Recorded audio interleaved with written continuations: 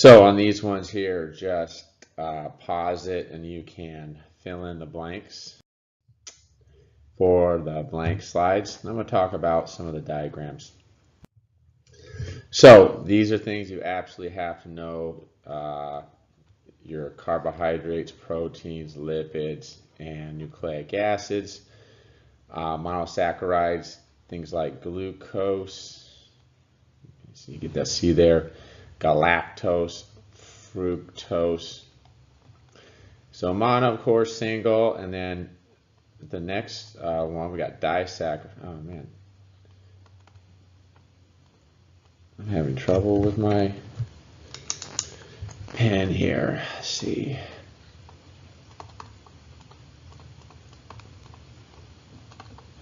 Looks like it's working better there. Disaccharides, things like maltose, glucose, which is table sugar, and lactose, which you have heard of before, but that's in milk.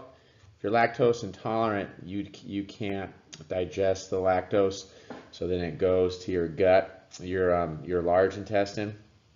Then the bacteria start to eat it, and guess what the bacteria make when they're eating that lactose?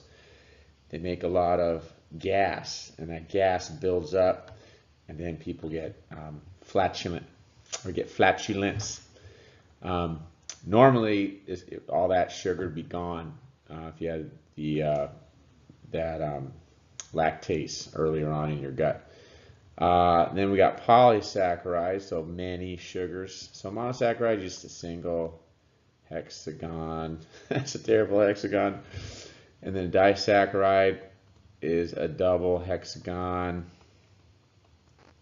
And then polysaccharides are just a lot of hexagons together. I'm trying to rush this.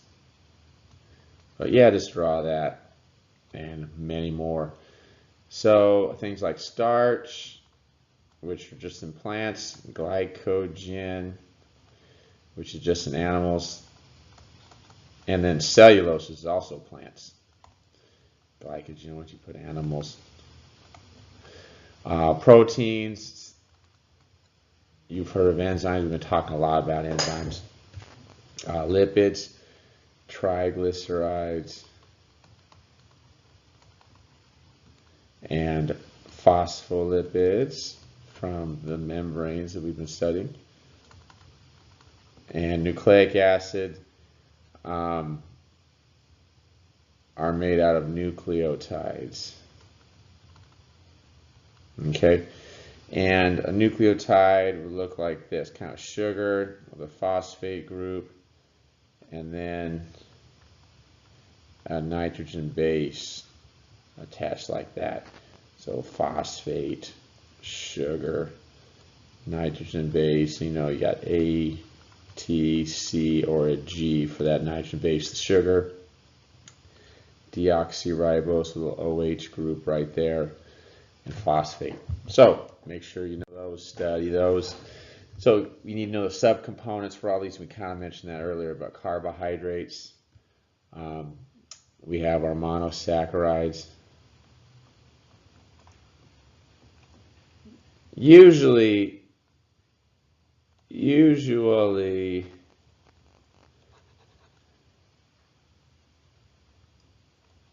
that would be glucose. And lipids, you got a glycerol molecule plus a fatty acid, plus fatty acids.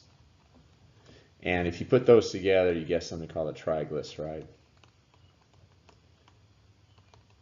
And you probably heard of these before. People get this test in their blood, looking to keep it at a certain level, because it's been associated with heart disease, strokes, heart attacks. Proteins are made up of amino acids, and nucleic acids, of course, nucleotides. And let's see.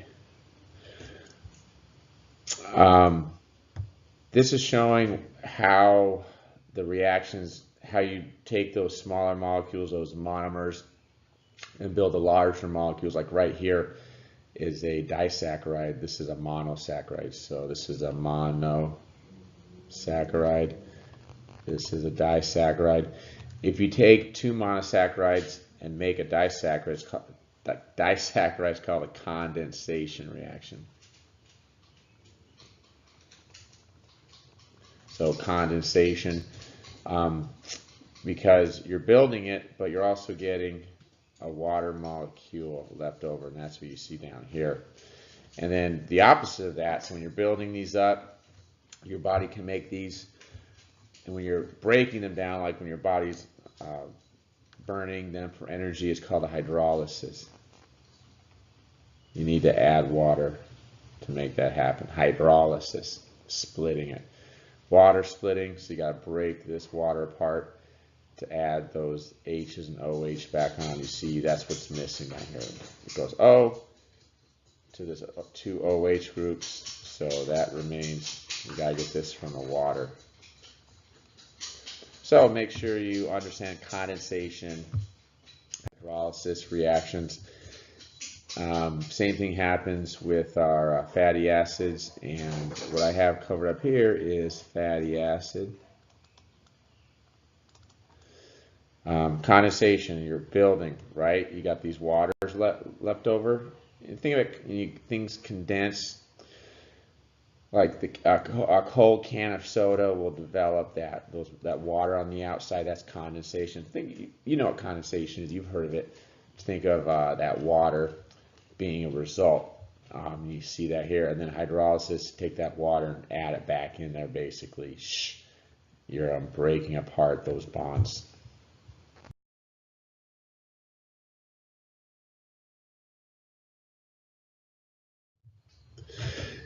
You've heard of saturated, unsaturated fat. You can look here, no double bonds, at least in the carbon chain. Here, you see that double bond. And what that does, depending on the type of double bond, it makes it bend a little bit. And that confers on it a bunch of different characteristics that can affect your health. So here's monounsaturated, so one double bond, and poly means many doubles.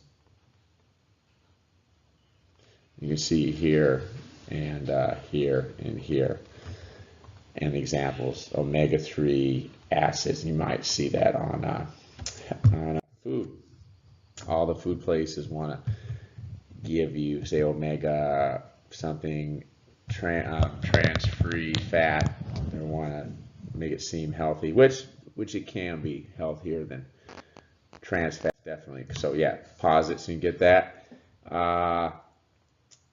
Let's see. So we have, if you look here, we need to know, you've heard of trans fat, definitely. And you see how these hydrogens are on opposite sides? That's called trans. You see these hydrogens are on the same side? That's called cis. So opposite is trans and the same side is cis. And you can see that changes the shape of the molecule. There we go. Like this, boom. Instead of being straight. And this helps to, tends to be healthier. And I think the reasoning is it doesn't cake up and create plaques and obstructions in the vessels. Probably has something to do with the inflammatory response as well. So definitely having a bent configuration for the fatty acid tail is shown to be healthier from our evidence we have now. Moving on to this is an amino acid, so why don't you label that? I should have labeled it, but let's do that now. Amino acid has your basic configuration here. These red are carbon, you got COOH, carboxyl group. And over here, this purple, that's a nitrogen, this is an amino group.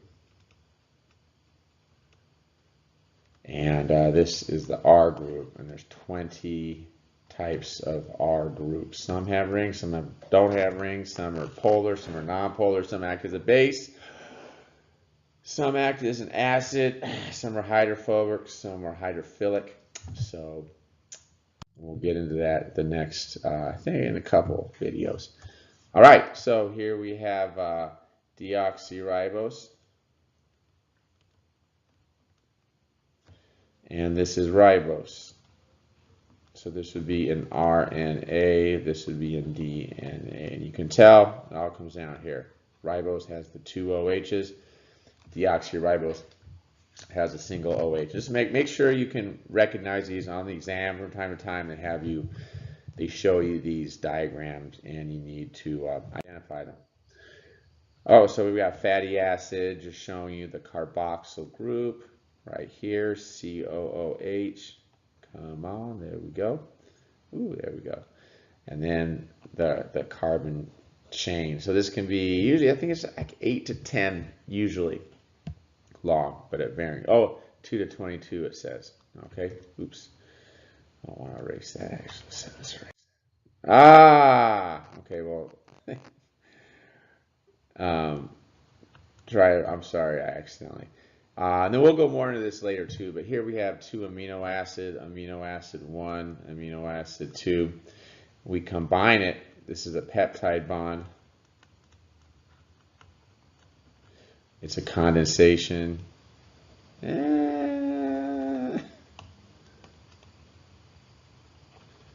Because we have some water left over. This plus water and hydrolysis.